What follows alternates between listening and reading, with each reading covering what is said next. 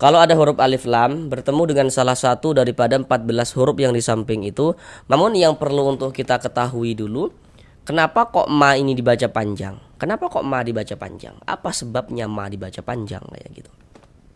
Sekarang perhatikan media gambar.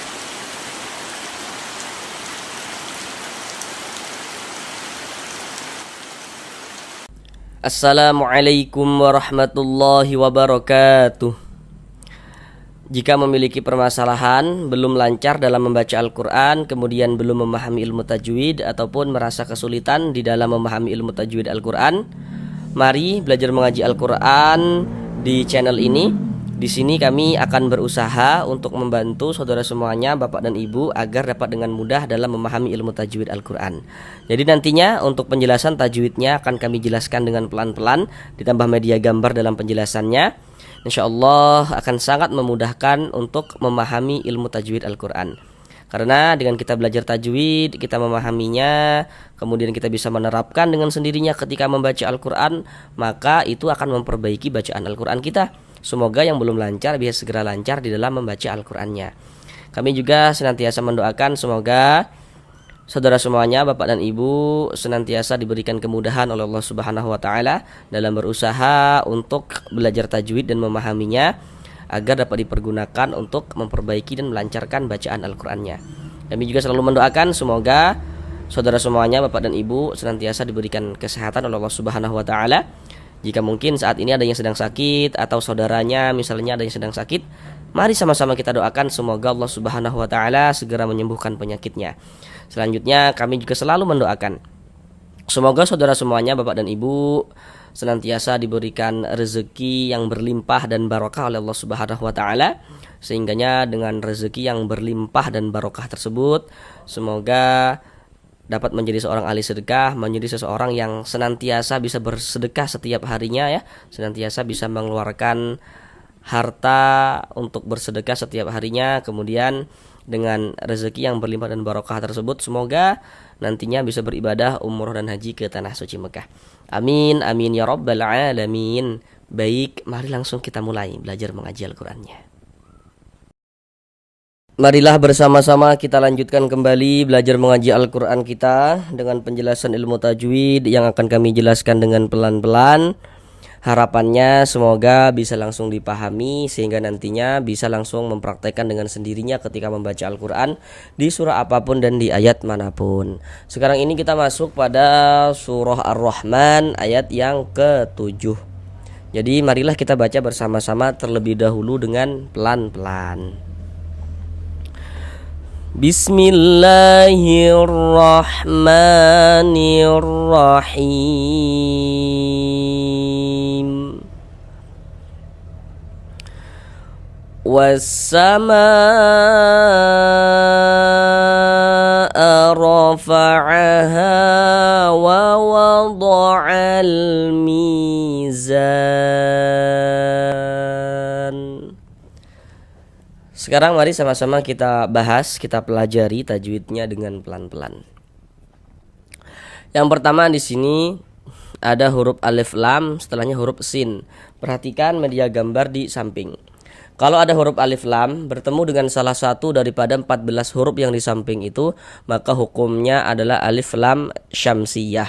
Nah, sekarang perhatikan huruf sin. Huruf sin itu termasuk salah satu daripada 14 huruf syamsiyah. Termasuk kan huruf sin? Nah, maka ini alif lam bertemu dengan huruf sin, dikarenakan huruf sin ini huruf syamsiyah, maka hukumnya alif lam syamsiyah. Alif lam syamsiyah itu biasanya disebut juga dengan idgham syamsiyah. Jadi supaya tidak bingung begitu. Jadi alif lam syamsiyah, idgham syamsiyah itu maksudnya sama saja. Karena huruf lamnya itu dinamakan dengan ini lam syamsiyah. Kemudian cara membacanya dibaca dengan idgham. Dinamakan dengan idgham syamsi. Was-sama. Jadi jangan bingung ya. Di sini kan huruf lamnya ini nggak ada tanda bacanya nih. Nah, jadi karena nggak ada tanda bacanya, maka jangan bingung. Jadi cara membacanya itu dari wa langsung masuk ke huruf syamsiahnya ini, ke huruf sinnya ini begitu. Wasa langsung masuk gitu. Wasa masuk gitu. Jadi jangan bingung. Kadang itu yang masih belum lancar itu suka kebingungan kayak gitu. Ini kan nggak ada tanda bacanya, gimana cara bacanya begitu. Jadi karena di sini nggak ada tanda bacanya, berarti yang nggak dibaca dilewati gitu. Wasa kan huruf lamnya nggak ada tanda bacanya kan. Jadi kalau kita baca Al-Quran bertemu dengan huruf lamnya nggak memiliki tanda baca, nggak ada barisnya dia, nggak ada harokatnya, itu lamnya lam syamsiyah tuh. Dibaca dengan idgham, dinamakan idgham syamsi. Wassama, ma dibaca panjang. Ini namanya adalah mad wajib muttasil. Namun pada awalnya itu namanya mad tabi'i. Kenapa kok dari mad tabi'i bisa menjadi mad wajib? Berarti ada sesuatu nih yang mempengaruhi kayak gitu kan. Namun yang perlu untuk kita ketahui dulu, kenapa kok ma ini dibaca panjang? Kenapa kok ma dibaca panjang? Apa sebabnya ma dibaca panjang kayak gitu? Sekarang perhatikan media gambar di layar. Di situ ada bacaannya rumus mad tabi'i atau mad asli. Jadi mad tabi'i itu memiliki 3 huruf mad. Jadi huruf mad itu jumlahnya ada 3. Apa saja huruf-huruf mad itu? Seperti rumus 1, rumus 2, rumus 3 yang warna-warna hitam. Nah, di situ dapat kita lihat huruf madnya, dapat kita lihat di situ. Sedangkan ma ini dibaca panjang, penjelasannya itu terletak di rumus 3 yang warna hitam. Cara kita memahami rumus 3 yang warna hitam pada rumus yang tertera pada media gambar itu. Di rumus 3 warna hitam, di situ kan sama-sama dapat kita lihat ya. Di situ ada alif. Kemudian sebelum alif di situ ada harokat fathah. Ada tanda baca fathah. Kemudian ya di bawah tanda baca fathah, di bawah harokat fathah, di situ ada titik-titik di situ. Nah, titik-titik di sana itu maksudnya itu letaknya huruf yang dibaca panjang. Jadi kalau kita baca Al-Qur'an bertemu dengan huruf alif, sebelum alif ada huruf yang memiliki harokat fathah. Nah, maka huruf yang memiliki harokat fathahnya dibaca panjang seperti itu. Contoh dalam bacaan tuh seperti ini. Di sini kita bertemu dengan alif nih. Nah, ini alif nih. Hanya saja di sini huruf alifnya itu disambung dengan huruf mim. Namun kita jangan berfokus pada sambung menyambungnya, bukan. Nanti ada huruf alif yang enggak disambung, ada huruf alif yang disambung kayak gitu. Kita berfokus pada alifnya dulu, ada alif nih. Nah, ini alif. Sebelum alif ada ini, ada harokat fathahnya, ada tanda baca fathah. Ada alif, sebelumnya ada harokat fathah, maka huruf yang memiliki harokat fathahnya dibaca panjang, sehingga ma dibaca panjang. Ma dibaca panjang itu pada awalnya dia namanya mad tabi'i sesuai dengan rumus 3 yang warna hitam. Kemudian mad tabi'inya itu bertemu dengan ini, dengan huruf hamzah, tapi dalam satu kata atau dalam satu kalimat.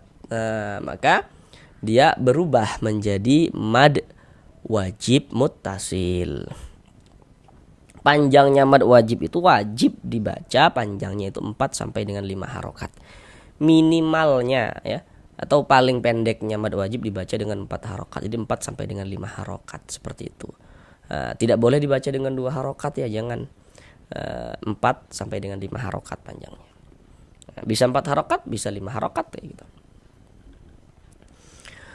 Wassamaa'a rafa'aha. Huruf ra ini memiliki harokat fathah ya. Nah, ini baris di atas nih harokat fathah atau tanda baca fathah. Maka ini huruf ra kita baca tafkhim, kita baca tebal.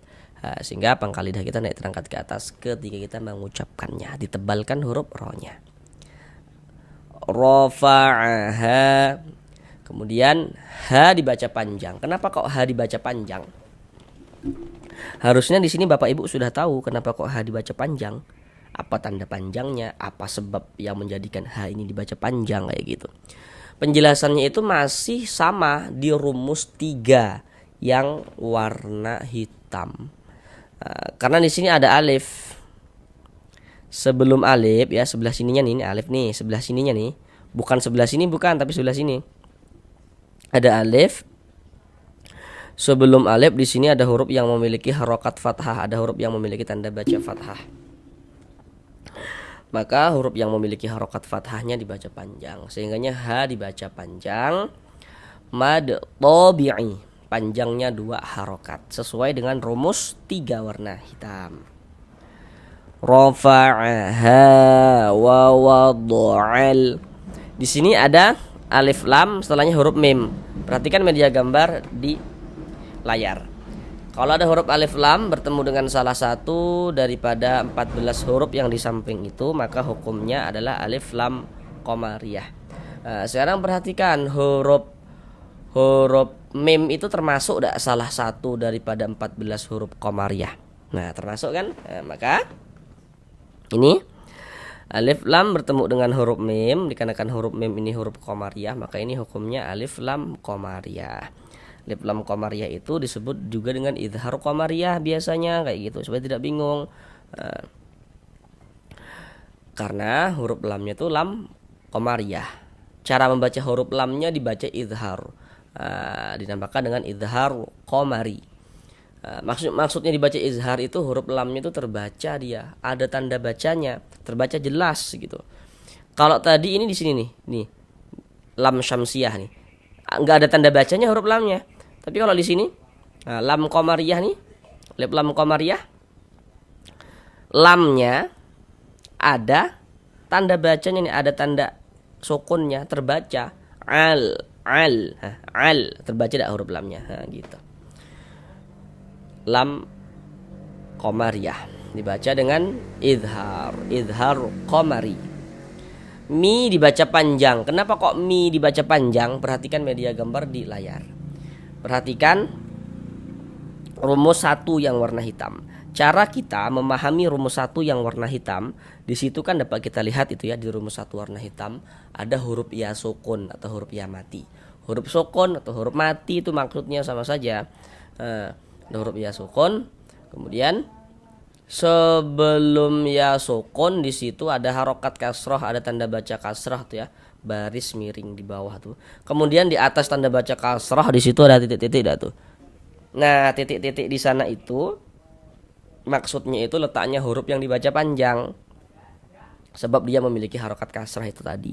Cuman kita perlu memahaminya dari awal supaya tidak salah paham. Jadi dapat kita simpulkan cara kita memahami rumus 1 warna hitam. Kalau kita baca Al-Quran bertemu dengan huruf ya sukun, sebelum ya sukun ada huruf yang memiliki harokat kasroh.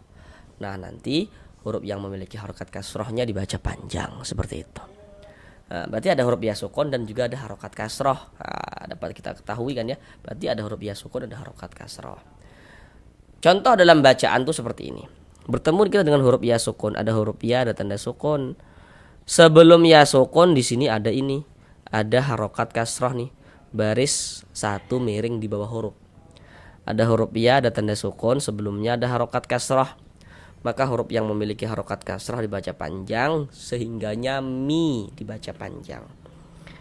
Mad tabi'i panjang 2 harokat sesuai dengan rumus 1 warna hitam. Mizan, zan dibaca panjang. Ini kalau misalnya kita berwakaf, kita berhenti di huruf nun, maka zan dari mad tabi'i menjadi mad arid li sukun.